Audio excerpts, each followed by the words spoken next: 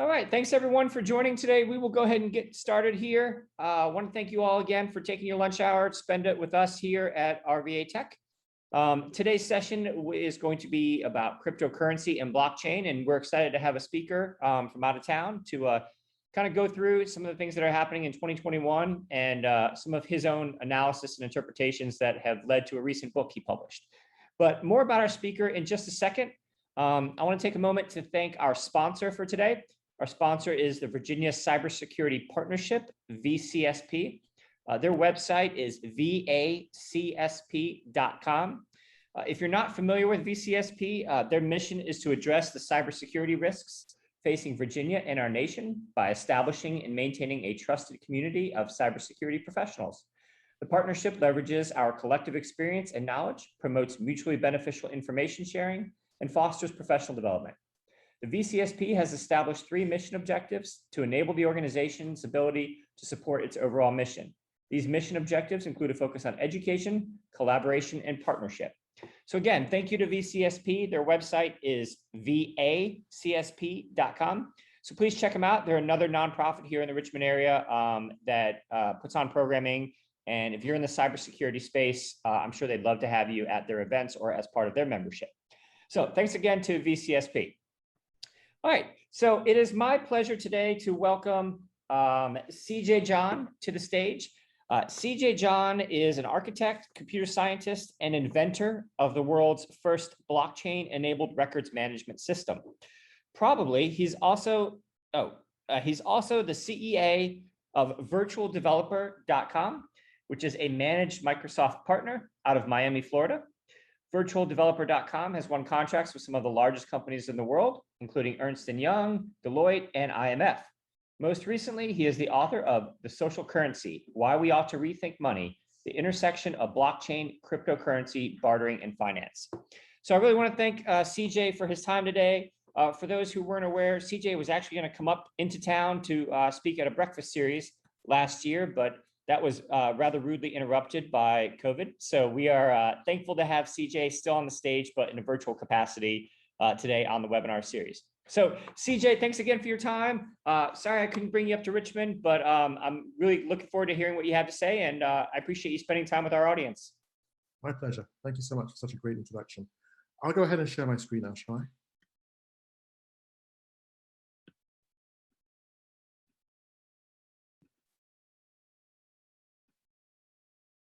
Okay, can you all see my screen? Yep, looks good, CJ.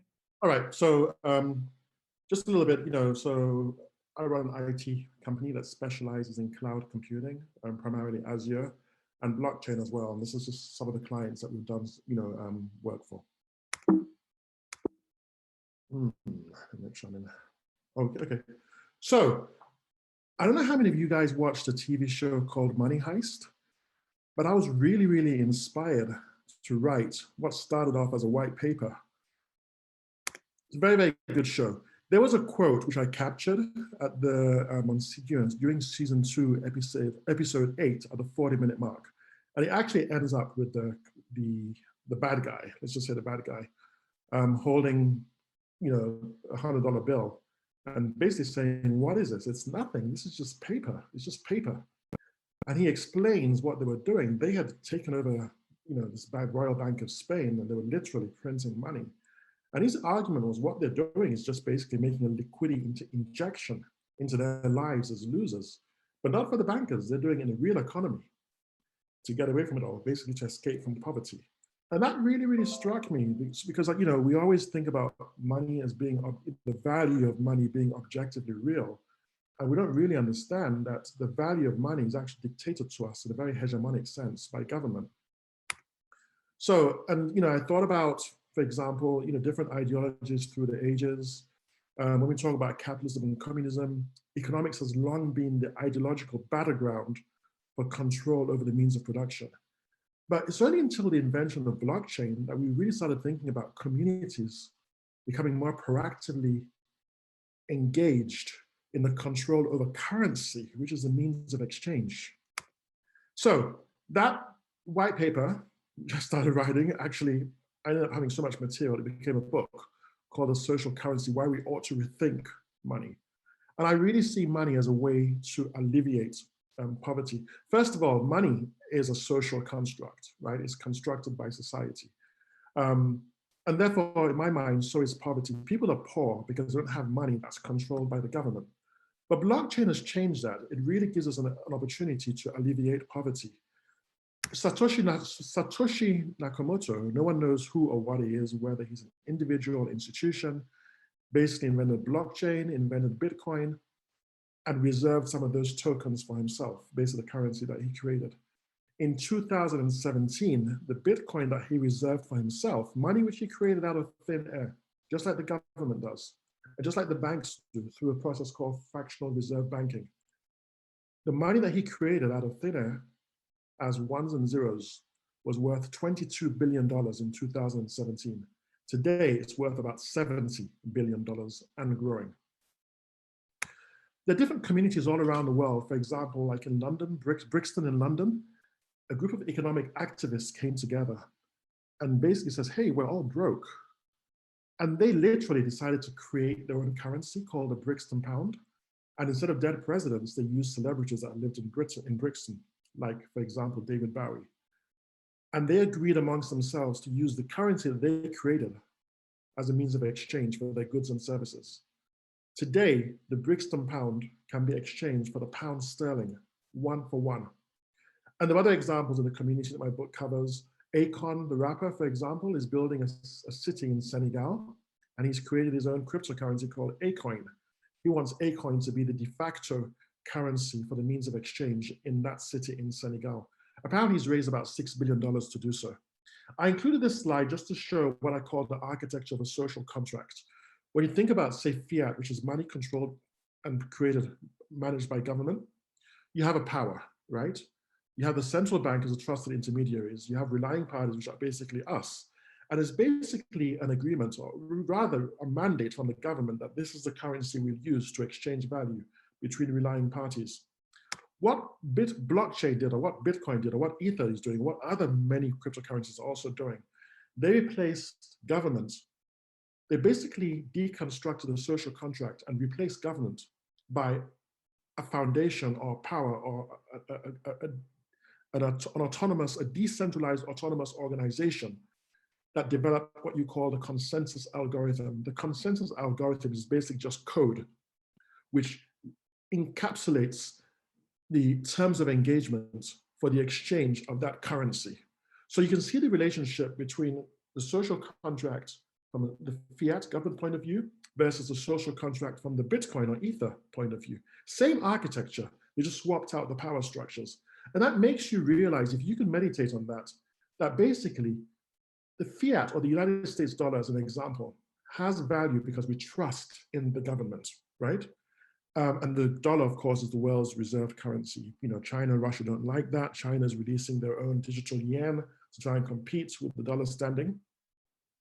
What blockchain has enabled us to do as a community is to replace the trust in the government with the trust basically in code. And I just think that's absolutely, absolutely fascinating. Now, so I invented a platform, basically a blockchain enabled what is called a digital workplace. And these steps describe a scenario where there are two parties to the contract, say Anne and Bob. You can upload a digital entity, whether it's video, audio, or document into this workplace. And then the digital contract records are synchronized with the corresponding smart contract on what blockchain, what is referred to as a private permissioned ledger, basically a private permissioned blockchain, an enterprise blockchain. And so I'm basically synchronizing contract documents that are uploaded into a document repository with an instance of a smart contract on the blockchain. And that caught Microsoft's attention. They gave me a call, which I almost fell off my chair. And they invited my company, which is strictly by invitation, to become what is called a managed partner. And I'll share this slide with you guys later on. So now some high level stuff. So what's happening at Bitcoin? You know, what does blockchain spawn? Let's look at Bitcoin, for example. Bitcoin is rare because there's a limit on the amount of tokens that can be created, 21,000, I believe it is. And the value of Bitcoin has been skyrocketing. Last year, if you had invested $1,000 in Bitcoin back in 2010, 2011, that would have been worth $1 billion today. Sorry, $10,000. That would have been worth $1 billion today. which is absolutely crazy. Now, people like Bill Gates say he doesn't support Bitcoin because Bitcoin has no utility. But I think they're missing the point. The Mona Lisa has no utility either, right? But it's very, very expensive. An original Picasso painting has no utility, but it's very expensive. And I believe that Bitcoin will continue to grow exponentially simply because it's a collector's item. It was the first cryptocurrency. It doesn't need to have utility. It has emotional value. It has aesthetic value. To show you some of the crazy things, which I do on a daily basis actually, and just rotating $10,000, I set my Robinhood app to buy cryptocurrency around say 9, 10 p.m. when the price falls, because Bitcoin is very volatile, right? Then in the morning, I set another alert to sell it when it's increased by just $1,000. So I can make $200 a day consistently on just a $10,000 investment. And if you think about it in terms of microtransactions, if you're doing that every day, that's about $70,000 a year passive. Well, it's not fair to say it's passive income because you do have to understand what's happening in the news with Bitcoin and stay up to date. But I would say in terms of the time, you're probably looking at say 30 minutes a day, researching, reading news. And if you increase your investment, obviously you're potentially increasing your profit or your loss, depending. There's been some times when I've lost money like $300 a day, but there's been some times when I've made like $1,500 a day on just a $10,000 investment. That is absolutely crazy in terms of the opportunities to create wealth. So if I was to put say $50,000 in that investment and then do the same thing, I could be making $1,000 a day, which is $250 million a year on just one currency, Bitcoin. And I could do the same with Ether because the exponential growth is about 2.5% per day at the moment. Smart contracts in the supply chain. The best way to think in terms of blockchain and the smart contract, people ask, what is blockchain about? There's one word I would recommend you meditate on, and that is provenance. Blockchain is about proof of record, proof of signature, proof of identity, anything that requires that the entity has not changed, has not been tampered with, blockchain is good for. I included this example just to show how blockchain is used in a supply chain scenario. And there's a lot of information here to digest. I'm perfectly happy to share these slides afterwards. I'm also conscious about how much time I have to speak. But basically, think in terms of provenance for the state of an entity and also the structure.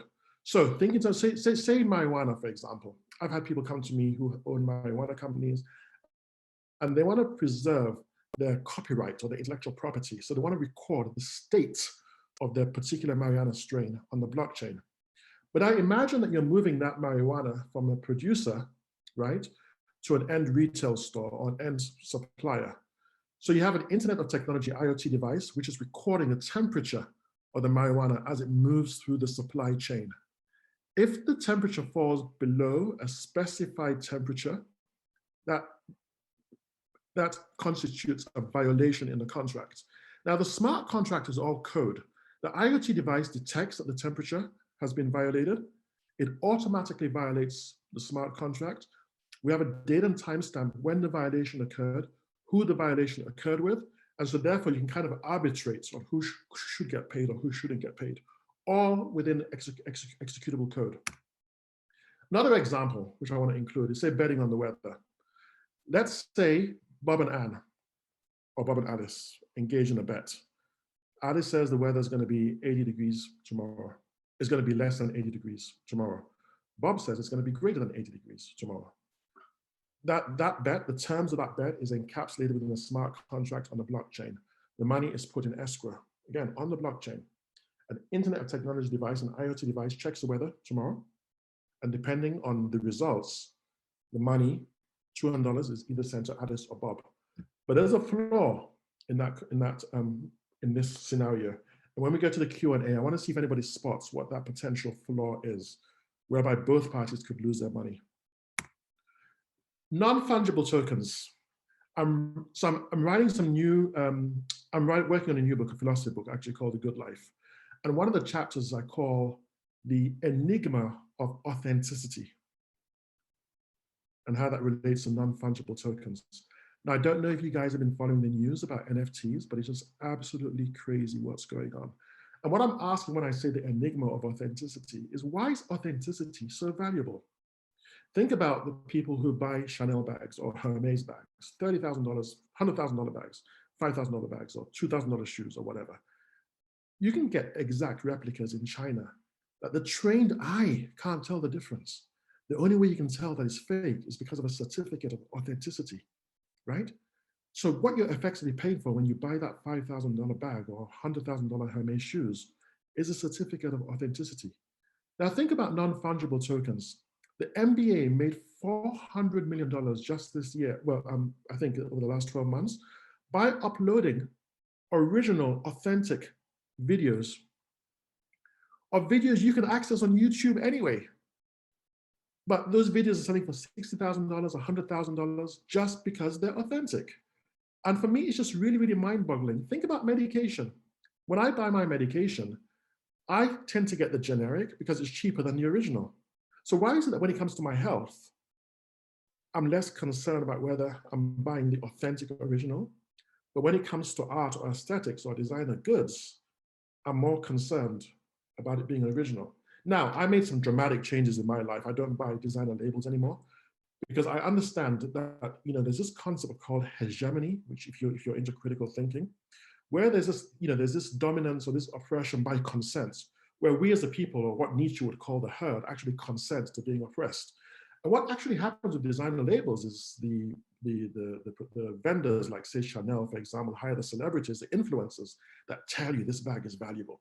They're not paying for it, by the way. They're being paid to display it. And we, the herd, flock to buy these assets that we've been told are valuable. Why on earth are we putting money in the bank accounts of billionaires? Non-fungible tokens is the same thing. Beeple, an artist, a well-known artist, sold an original digital composition of his for $60 million as a non-fungible token. Now we can get into the question about, even look at the Mona Lisa. It probably cost about 50, I haven't really checked, on original Picasso, hundreds of millions of dollars, right? But you can get copies. It takes a trained eye to know when there's a counterfeit. But yet the original, the authentic digital artifact is just that more valuable. Think about title deeds. Now we're moving into a scenario where you can buy a home as a non-fungible token where the title deed is actually an NFT, right? And there's some opportunities there because now I see an opportunity as an enterprise architect where I'd collaborate with government. So when a home is bought as a non-fungible token or a vehicle, the land registry with the Fairfax County or whatever, or Harrisonburg County also automatically gets updated with the new owner. Those are great opportunities that abound. So this picture is of CryptoKitties, which started the whole NFT phase. When my kids were young, they were gung-ho about Pokemon cards. And of course, it had to be the original Pokemon card, and they would trade them and they would sell them.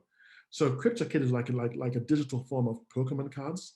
And people are making money at creating NFTs for artwork, for music, even for books or for articles. You can create a non-fungible token.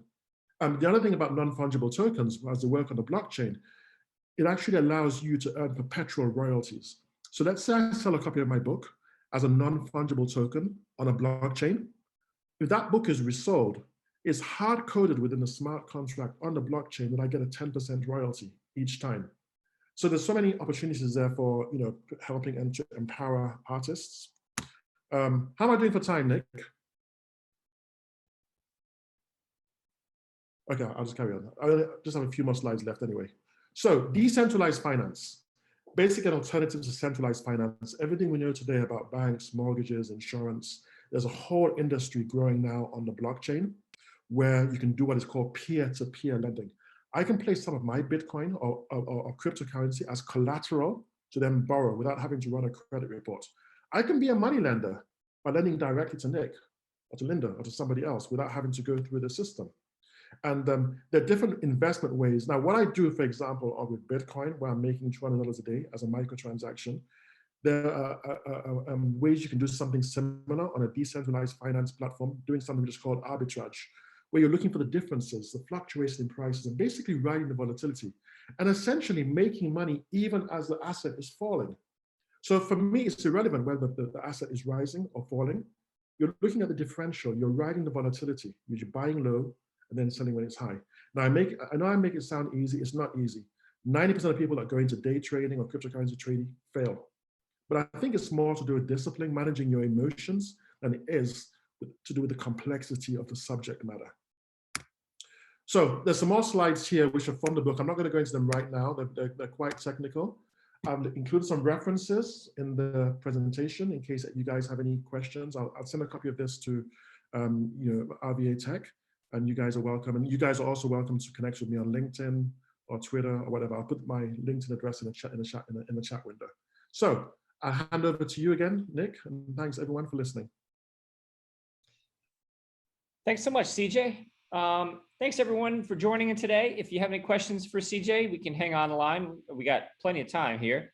Yeah, any questions for CJ? Just go ahead and put them in the chat or the Q&A. Give it. I see somebody, Will Broadway. Let's see. I'm going to allow you to talk, Will. Here you go. Welcome, Will. Hey, welcome. Thanks for having me, Nick and CJ. It's a pleasure to meet you. Assuming you guys can hear me okay? Yes. Yep, we got you. Yeah, so I'd be curious maybe what your thoughts are on where we are in this cycle. Just from what I've seen, there was a period of interest, a couple years prior, and it seems like that's leveled off. And maybe now with all the news about Bitcoin and, you name it, we're at another leg up in the cycle. I'm just curious for your thoughts on that. So here's what my thoughts are. Interestingly, from last December, right, over a 4-month period, Bitcoin has effectively tripled in value, if not more. I think in December it was around, say, $18,000. And Bitcoin and Ether, they've been sharing a similar, journey. Today, it's just hovering under 60,000. It hit about 62,000, which is an all-time high, I think, last month. So here's where I think we are right now. There's a lot of institutional support coming behind Bitcoin in particular. PayPal just started accepting Bitcoin. Elon Musk says he's going to accept payment for Tesla in Bitcoin. I think MasterCard and Visa are going to start accepting, dealing with Bitcoin. As Kathy Wood, who's probably one of the most famous analysts or fund managers today. She's very gung-ho about Bitcoin. She predicted that Tesla would be worth about $4,500 before the stock split, and she was accurate. So she's very well respected. So when someone like that talks, you got to listen. A lot of analysts say Bitcoin will be worth about 120K by the end of 2021. There's some analysts that say it's going to be worth 328K by the end of 2021. So here, but what you're noticing right now, there's a lot of resistance at the 60,000 level. But that's also an opportunity. What's happening is people want to run with their profits. So like this morning, for example, I could have made about $400 on my rotating my $10,000, but my emotions got in the way. I was greedy. I saw it rising. I wanted to hang in there. And you'd be amazed how easy it is for that to happen. And guess what happened? People started dumping the stock because they wanted to take their profits and run. So there's a lot of resistance at the 60,000 level. So Bitcoin dropped from 59,900 to 57,000 in about 15 minutes. And I was looking at a $400 loss. But I stuck in there. Before, my emotions would make me panic and then sell. But now I have more discipline to just wait in there. I end up selling for $100. Not the $200 a day that I aim for, but yes, I made $300. So it still averages out. So I think, so two things, which, one thing, let's say you have a $1,000 investment. And let's say Bitcoin is worth 50K today. And let's say at the end of the year, it is worth 100K. You've made $1,000, right? But if you have a $10,000 investment and you're day trading in terms of transactions daily, and let's say you've got into a good routine, you have good discipline, and you're averaging $200 a day. At the end of the year, you've made $70,000. So my approach is to ride the volatility, whether it's rising or falling, there's always a differential which you can ride. So I'm not sure if that answered your question, but to summarize, I have a lot of faith in Bitcoin because it has aesthetic value. It's going to be a collector's item. It was the world's first Bitcoin. I think it's always going to persist. Well, thank you. Yeah, and that does answer, I guess, half of the question. So could you extend the comparison to maybe like enterprise use cases? And like, for example, a lot of managed service providers offer like a blockchain capability, right? AWS does, Salesforce did. right? Yeah, Azure does. And in some cases, they're sunsetting these products. And I'm not sure why, and I guess it's anyone's guess. But do you have any visibility into that? Or I mean, could we extend that analogy to the enterprise space and say there's some resistance presently, but the future looks brighter than the past? I would say the future looks brighter. Absolutely, the future looks brighter. Now, with blockchain and smart contracts, unfortunately, there's a steep learning curve, but that's also an opportunity. Most CTOs that you talk to haven't grasped the fundamentals, right? And I find, even for me to understand the difference between, say, for example, a non-fungible token and, say, a security token offering, I have to go into the code. That's how complex the subject matter is. So the big boys like IBM, Microsoft, they have service offerings. We still don't have a killer application yet for blockchain, but I would say it's still a great time to get in terms of learning the skills, learning Solidity, or understanding the landscape, because a lot of analysts say, and a lot of entrepreneurs like Mark Cuban, blockchain is a new internet. It's just very, very complicated. There's no killer application yet. And some of the skill sets are still very, very rare. Even if you have an idea, it's very, very difficult to hire the skill sets. However, I think it's a blockbuster opportunity in the making. If you give yourself, like, say, a 2 to 3 year plan, studying whatever your area is, whether it's blockchain development or blockchain architecture, whatever your niche is, whether it's decentralized finance or non-fungible tokens, or it's smart contracts, or it's supply chain, health, find your niche, find your industry, and learn those skills. Because I think there's going to be an explosion in about, say, 3 to 5 years time, where people are going to be building, there's going to be such a need to build blockchain-based applications. And if you're ready for those skill sets and you've climbed that learning curve, there's a high barrier to entry because there's a learning curve. So if you climb it, I think you're destined to succeed.